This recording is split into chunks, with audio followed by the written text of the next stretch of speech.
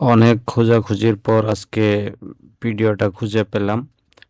তো পাহাড়ের পাদদেশে এক উপজাতি আপু ভুট্টা সংগ্রহ করতেছিল। অনেক রিকোয়েস্টের ফলে উনি আমাকে ভিডিও করার সুযোগ দিয়েছিলেন।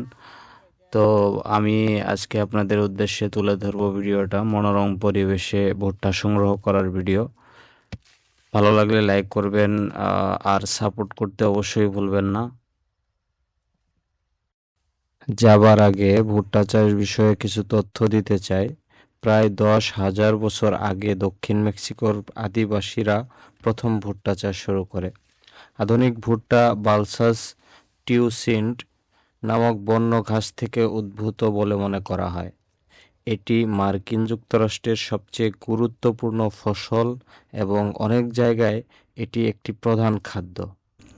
কৃষি বিষয়ক ভিডিও পেতে এখনই আমাদের চ্যানেলটিকে সাবস্ক্রাইব করে রাখুন। ধন্যবাদ সবাইকে।